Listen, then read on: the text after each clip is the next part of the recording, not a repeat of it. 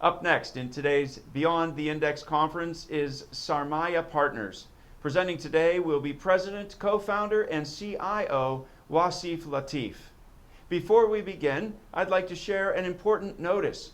The following presentation is for informational purposes only and does not constitute an offer to sell or solicitation to purchase any security. Investors should carefully consider an ETF's investment objectives, risks, charges, and expenses before investing. This and other important information is contained in the fund's prospectus, which should be read carefully before investing. The views and information presented are those of the presenter and ETF sponsor. Wasif, please go ahead.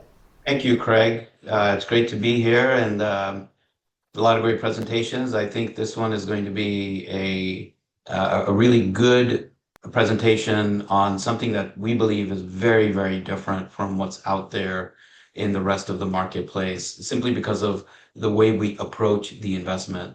So I'm going to share my screen to highlight some key elements of our strategy and our ETF. The ticker is LENS, LENS. This is our company is a few years old. The name Sarmaya means capital, it means wealth. And what we try to do is compound that wealth for our shareholders through our secular investment approach. So we are secular investors that believe in the big picture of a secular theme and invest alongside of that secular theme and compound the returns over multiple years as opposed to a short-term tactical type of an operation. Our strategy is very much an equity-focused strategy, and it is a concentrated strategy on what we believe to be the next big secular theme, which is a commodity supercycle. The track record for the strategy goes back to 2020, and so it's been around for a long time. The strategy is now in an ETF form, which launched at the beginning of last year in January of 2025. So the numbers that I will show you will be representative of the ETF when it launched in January of 2025. A few slides here are important to touch on as the background and the backdrop for our framework and why we think we are entering and actually have entered a commodity supercycle. And so this is our framework slide, which looks at prior secular themes across the last several decades of market history. And this can go back even further in time. And you can go back to the 1800s, the early 1900s, and similar type of secular themes would emerge. So in this case, we're showing that in the 1970s, the big major secular theme of that time was investing in gold and oil. In the 1980s, it was investing in Japanese equities. In the 1990s, it was investing in the internet boom, particularly in the second half of the 90s. And in the 2000s, the big secular theme was emerging market and everything related to commodities. And since the great financial crisis, we have been in the secular theme of mega cap tech, and it has taken up many different shapes and sizes, but it has been a secular theme for the record books. One thing we've also added is a light gray line in this, which hopefully is viewable, which represents the S&P 500 as an indication of how each secular theme had performed versus the S&P 500 over that time period. So a couple of important key takeaways out of this is, number one, no secular theme lasts forever. Eventually, they all decline. Number two, as one is peaking or maturing and running, the new one generally tends to emerge and start in its shadow, and the broader investment public doesn't even realize it, and the market doesn't even realize it when that happens. So we believe, if you look all the way to the right of this chart, we believe that in the 2021 period, the new secular theme, which is emerging and really becoming the market focus now, has been a commodity supercycle, and we're calling that commodity supercycle the return to tangibles. And we think that that's what the world is really doing. Through a series of catalysts since 2021, whether it was the pandemic lockdowns that ignited inflation out of its slumber after many decades, to the Russian invasion of Ukraine, to the currency wars as well as the tariffs, and then most recently the invasion or the war, I should say, in Iran. And all of these have been different catalysts that have contributed and continue to pull the market and investors along commodities, particularly in gold and oil that have led the way, but others as well, including copper. So a couple of slides on really the backdrop of why we think that is happening.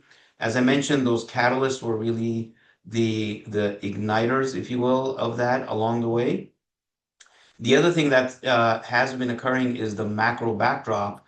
And when we look at the world through the lens, pun intended, through the lens of the inflation and economic growth grid that's on the screen, we can see that, generally the world has four different quadrants through which we can see the world operating in terms of the markets and the economies. And we believe post the deflationary bust that we experienced of the GFC in the great financial crisis, more or less since the pandemic and even a few years prior to that, we began to enter what we're calling the inflationary boom part of the quadrant. And we think that we're in that for now. And the policy that's been in place for a few years has been to run the economy hot, like the 1950s, so that we can grow our way out of the high levels of debt that we have, but also continue to grow economically and create an economic prosperous environment for the US. The risk is that because some of the shocks are the supply side shocks, we actually end up in a stagflationary environment where the prices continue to rise and inflation continues to be an issue, but economic growth is lackluster or anemic. And you can see that in some of the similarities that we're seeing in the inflationary numbers in this cycle compared to the 1970s. So this slide is showing just the CPI of the 1970s in the dark blue versus the CPI that we've experienced since 2014 in the light green color, and we can see that it's tracking closely. And when we say that it doesn't precisely match, history does often rhyme. It doesn't necessarily repeat, and we think that this is likely to continue with an inflationary impulse. And we believe that as the quadrant that I showed earlier, we're in the top half of that quadrant, whether we remain in the 1950s style run it hot economy or we risk moving into the stagflationary era. We're going to be in a higher inflationary environment. So this is a view of the US dollar looking at the DXY, which is the trade-weighted US dollar going back to the 1960s. And as we can see, the dollar since then has had three primary bear markets. And our view is that we have entered a new bear market for the dollar. We're not de-dollarization folks. We don't believe in that. We think the dollar is still going to maintain its status, but that doesn't mean that it cannot have a depreciation similar to the prior bear markets. And that coincides whenever the dollar is generally under pressure or weak.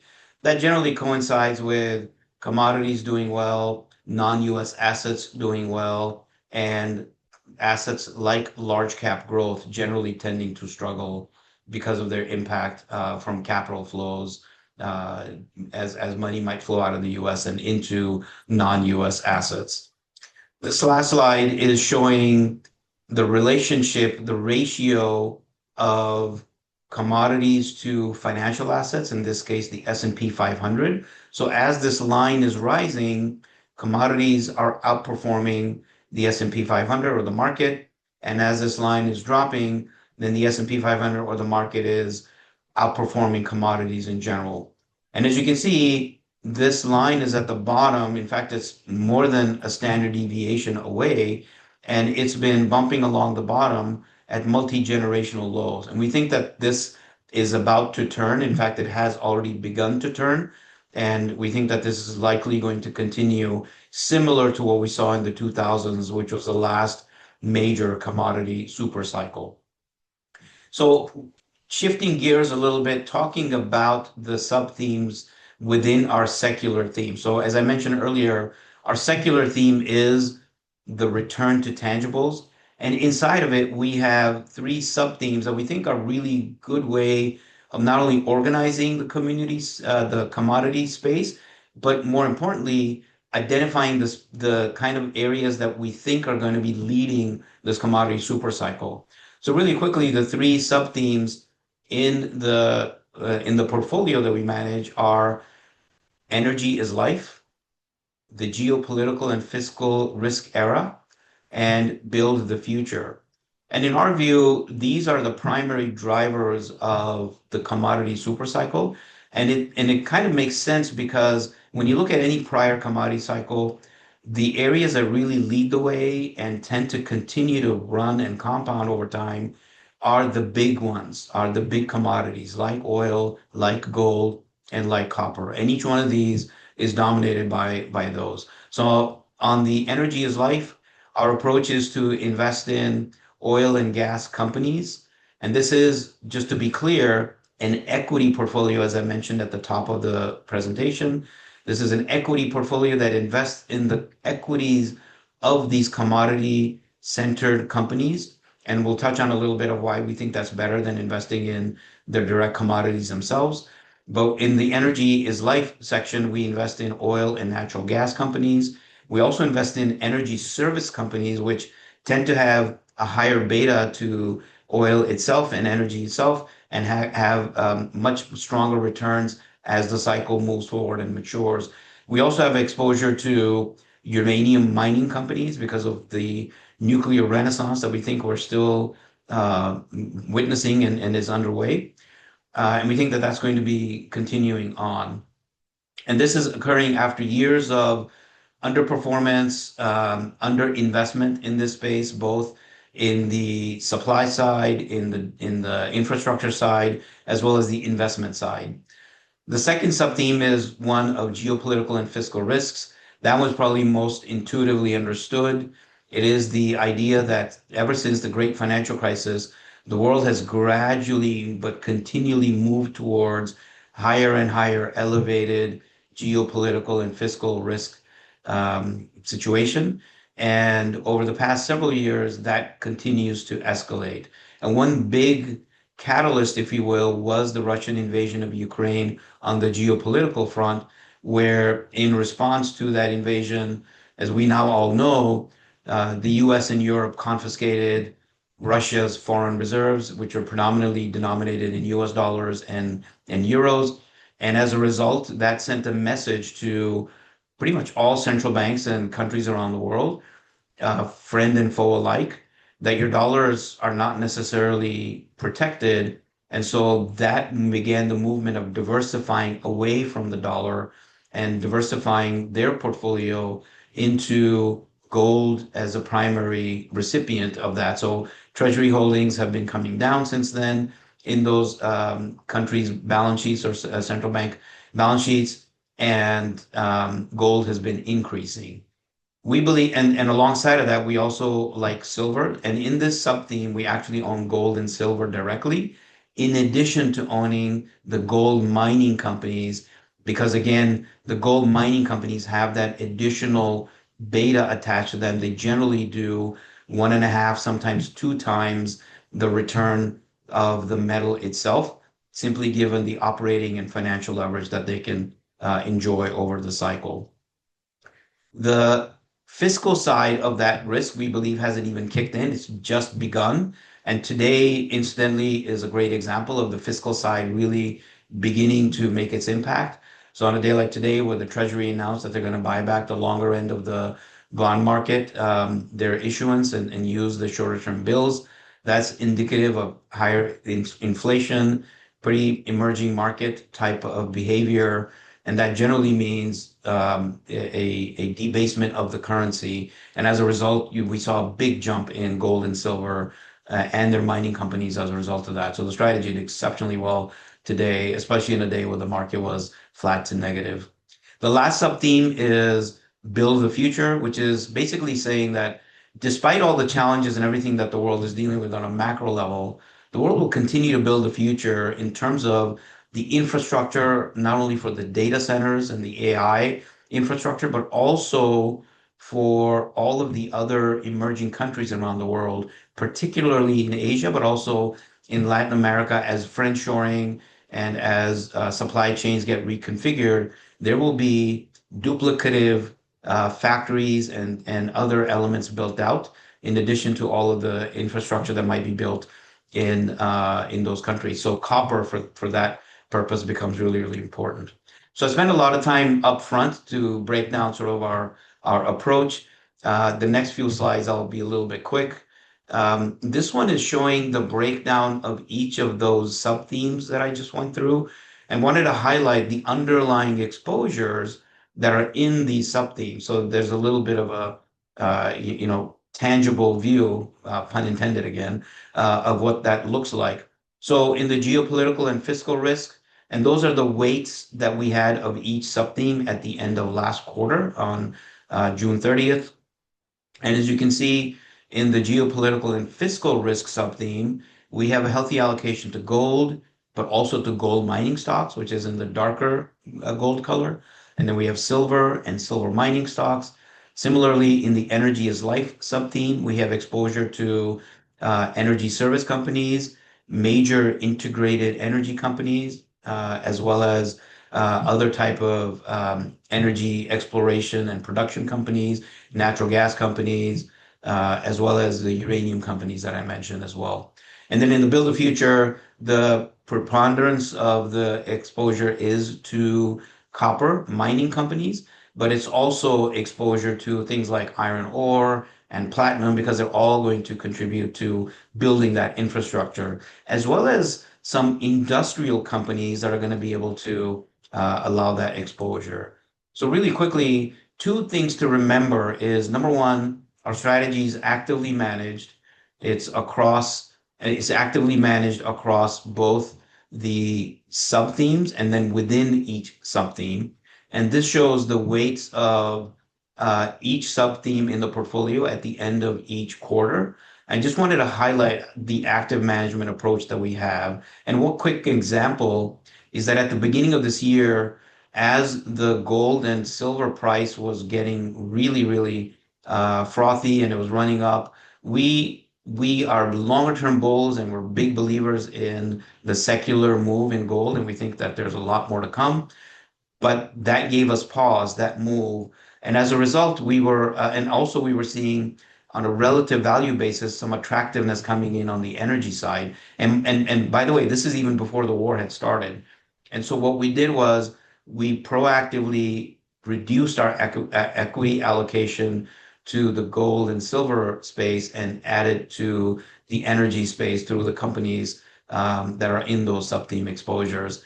And we continue to actively make those adjustments.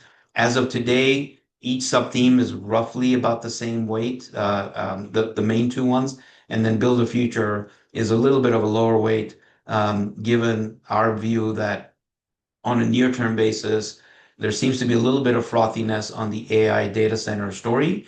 And the copper names have become part of what I refer to as the AI data center vortex. And so they're a little bit they are a little bit a part of that trade. And so on a relative value basis, we have taken that down. So it's shifting to the portfolio really quickly. Again, the strategy looks at the world from a top-down perspective and builds it from bottom-up perspective, looking at those sub-themes. We do have equities in the portfolio, and we try to have a barbell approach where in any given exposure or sub-theme, we'll have a higher weight to the higher quality, larger cap, more stable companies, and lower weight to companies that have a higher degree of alpha potential and return potential, but they might have a little bit more volatility. So we'll have more of those in number and fewer weights attached to them. And that provides a little bit of volatility stability to the portfolio. We're going to run a pretty concentrated portfolio because we believe in the secular theme and the sub-themes and are only focused on that. We don't have a benchmark. We don't manage to a benchmark. We're only focused on the sub-themes. And as a result, we want to focus on that and concentrate on that. So the portfolio is generally anywhere between 35 to 45 names. Currently, we're running north of 40 names in the portfolio. So really quickly on the delta between owning commodities versus equities, this slide speaks for itself. A couple of things that I would highlight is that the equities of commodity companies, number one, they compound returns over time. Why? Because they can continue to sell the commodity at that higher price and compound it through operating and financial leverage. Number two, they pay a dividend, which is good. And then another important piece is we can have access to a much more broader swath of that commodity exposure. So, for example, in energy, instead of owning just oil and natural gas in terms of futures, we don't have any futures, no derivatives in the portfolio. It's all equities. We instead own not only oil companies, but we own oil service companies as well, which, as I mentioned earlier, have that higher beta component. So we think that the return characteristics are not only stronger, less volatile, it's less subject to the very short-term mean reversion and volatility that may occur in commodities themselves. So we prefer to play this entire space through the equities. This is a return of the fund. This is already dated, so I'll just touch on that. As of today, the fund lens, the ETF, is up about 20% year to date. And since inception, it's up about 87%. And you can have a look at the information through your various data service providers.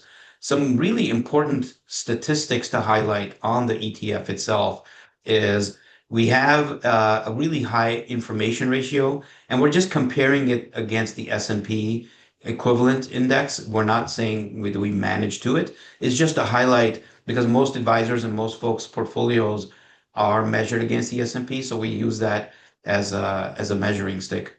So we have a high information ratio, very strong Sharpe ratio, really low correlation to the S&P because of what we're investing in, even though it's equities. The upside downside capture ratio is just very, very compelling.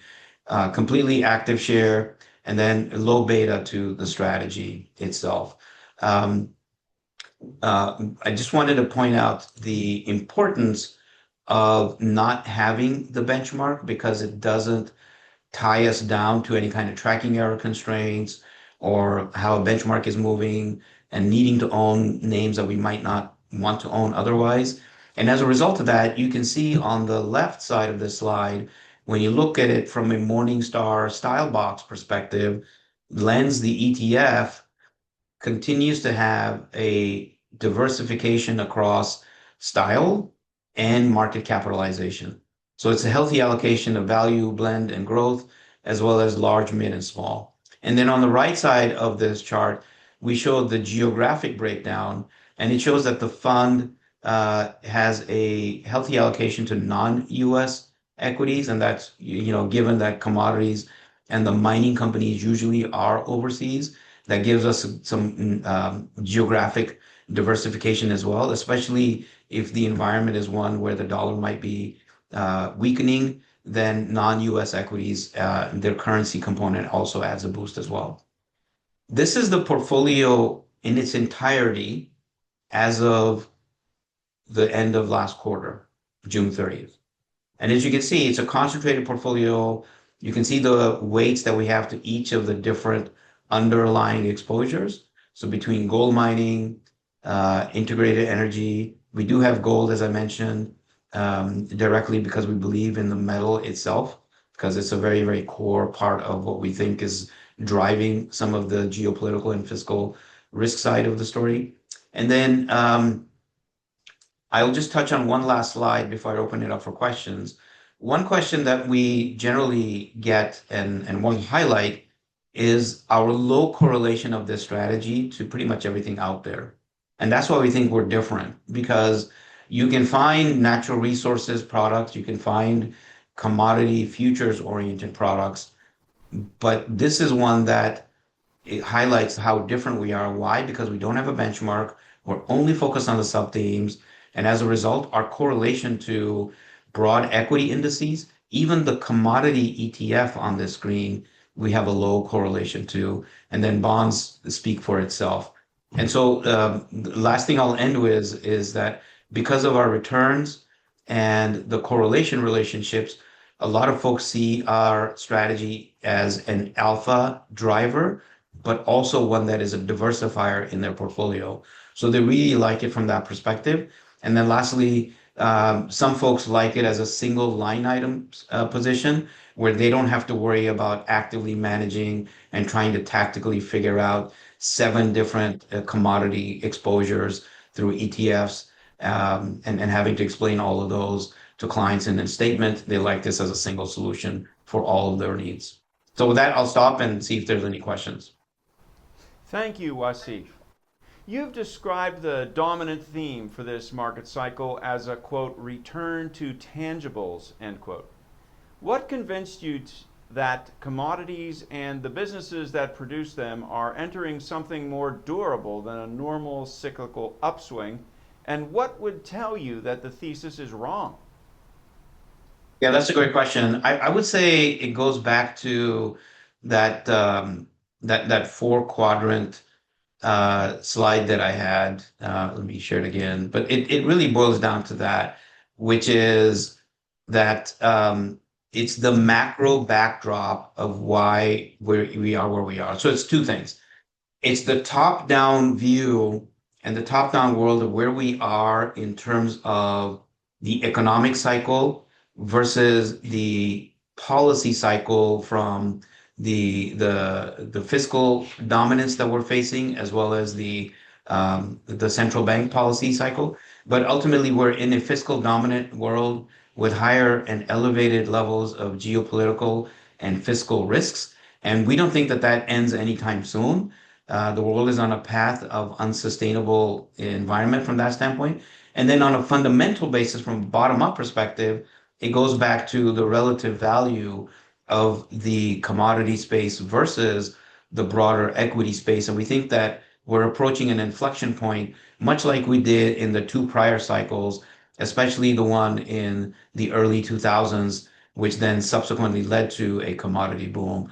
So I think it's the combination of those that we think that it's going to be there. What would change it? What would change it would really be a longer term sustained deflationary bust, which doesn't seem to be in the cards, because even if we get a recession or a recession scare, or something happens on the credit side, what will occur is you're going to have the policymakers again providing liquidity and again providing stimulus through potentially another version of QE. And if that happens, our view is that given the circumstances now with the level of debt and deficits, that's actually going to spur more inflationary concerns and boost commodities even higher. Thank you very much, Wasif. For additional information about Sarmaya Partners and its funds, please visit the sponsor's website where you can access the relevant fund prospectuses. For questions about today's conference, contact Redship at 1-800-REDSHIP or info@redship.com. Thank you for joining our conference today.